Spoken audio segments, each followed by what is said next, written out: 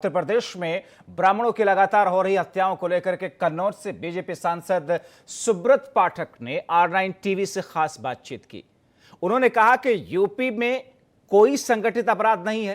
कांग्रेस समेत सभी दल ब्राह्मणों को लेकर के दुष्प्रचार कर रहे हैं। आइए सुनते हैं उनकी ये बातचीत।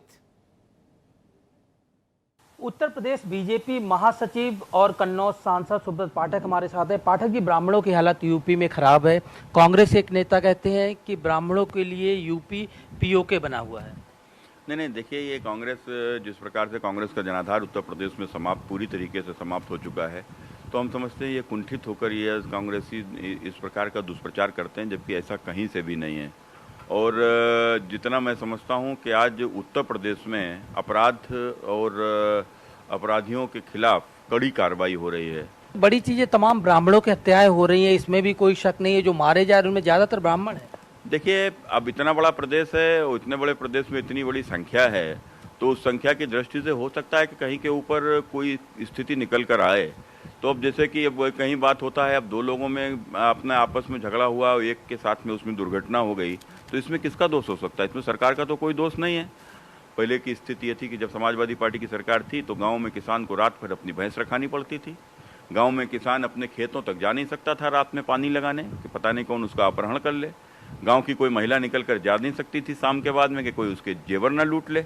लेकिन आज ऐसी स्थिति नहीं है। अब उम्मीद की जा सकती है कि ब्राह्मण नहीं, सारे लोग सुरक्षित रहेंगे।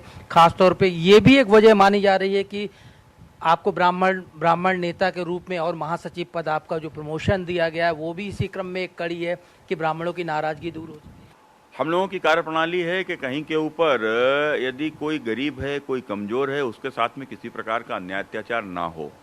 गरीब के साथ अन्याय अत्याचार करने वाला चाहे वो कोई भी हो, और वो चाहे गरीब वो किसी भी जाति का हो, यदि कोई ब्राह्मण गरीब है उसके ऊपर कोई दूसरा अत्याचार करता है तो उसको भी दंड मिलता है।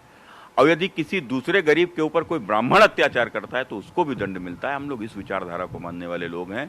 सबका साथ, सबका विकास। समाज में जब सारे लोग बढ़ेंगे, जब समाज के सारे लोग एकजुट होकर चलेंगे, तो निश्चित रूप से एक मजबूत समाज की हम स्थापना कर पाएंगे।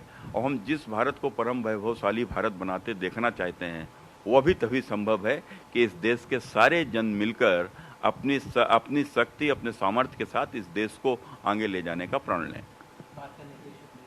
तो ये थे सुब्रत पाठक, जो साफ तौर पर कह रहे थे कि अपराधी की कोई जाति नहीं होती और यूपी में कोई भी संगठित अपराध नजर नहीं आता है, और पहली ऐसी सरकार है जो अपराधियों पे लगातार कार्रवाई कर रही है।